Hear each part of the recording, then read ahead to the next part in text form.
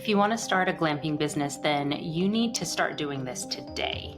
I have been on the path to starting a glamping business for 2, going on 3 years, and had I done what I'm going to suggest to you in this video from the very beginning, I probably would already have an operational glamping business. So you're going to want to watch this video to the very end so you get all of those little juicy bits of wisdom that I'm going to impart today. The thing that you need to understand is that a glamping business is a really complex project, and it's not something that you should do on your own. And I think that's the problem that a lot of people are having in trying to start a glamping business and why it's taking them so long to gain traction. I myself am like an expert in laws and regulations. It's what I do in my career. And I thought, wow, I've really got a leg up on a lot of people because I know how this works. I know how to talk to regulators and lawmakers.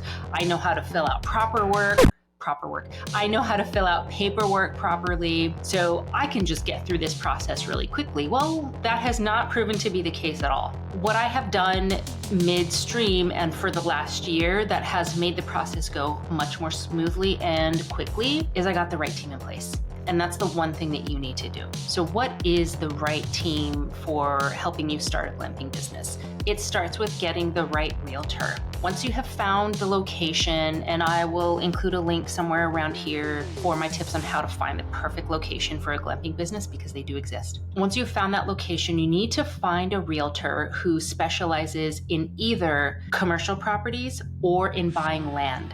And that is because your glamping business is not going to be a typical real estate transaction. You're not buying a home. Even if you're planning to do what's called a land hack, like a home on acreage, you're still going to need someone who specializes in either land or commercial properties, because the process to vet a piece of property to make sure that it's going to work for your chosen project is going to involve due diligence that a regular realtor isn't going to be familiar with, because it's not part of buying a home. But it is what a commercial realtor does and is very skilled at. So that is the first person that you need on your team. The next person that you need on your team, you need to get referred to from your realtor. This person is going to be the right seller. I highly recommend, if you're going to buy land, that you look for an off-market deal. What do I mean by that? So not something that you can find on the multiple listing service, the MLS for short, and that's either like Redfin or Zillow, some other site like that. You don't want to find a property on one of those sites because other people are going to be looking at it. There's going to be competition. And a lot of times, sellers who list their property on the MLS, they want to sell their property quickly. If it's anything that I've learned, the process to purchase a property for a glamping business is long. So we have been under contract for 6 months. At this point, we're nearing the end, we're getting there, but it took far longer than anybody expected, than my realtor expected, than the seller expected, than I expected. And you're going to need to find a seller who's not in a rush to sell and is going to be patient with you as you go through the very lengthy process to make sure that the property that you do buy is going to accommodate the project that you have in mind. So that's the second person you need on your team. A realtor who works in commercial properties and land, a lot of times they are going to know sellers who could be interested in selling, but they haven't listed their property. Make sure that you find that realtor who has those connections. The third and potentially most important person on your team to help you start a glamping business is going to be a civil engineer.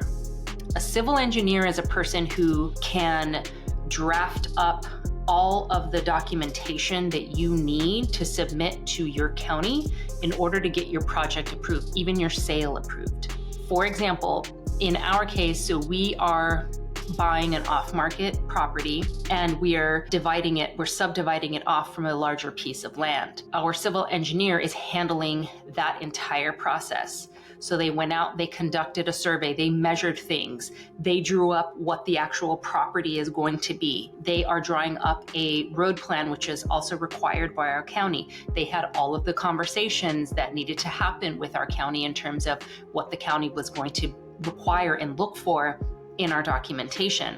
This person is going to have the know-how of what needs to happen. They're going to have the relationships with the county staff. They are going to be familiar with the process. So if the purchase of your property, any aspect of your project needs to go before a planning commission or another body like that in order to be approved, they are going to represent you.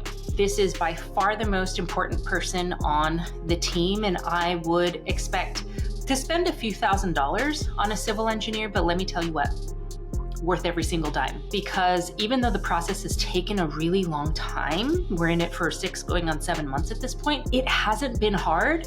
In fact, I've really done nothing. All I've done is every couple of weeks, I'll check in with the engineer, see what he's doing, what he needs from me, just making sure that the process is moving along. But it's been pretty easy and hands off because the engineer is handling it.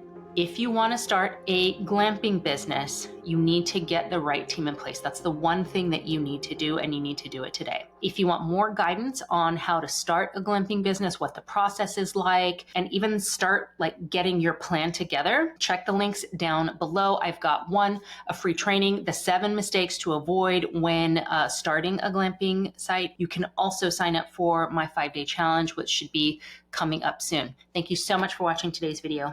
Bye-bye.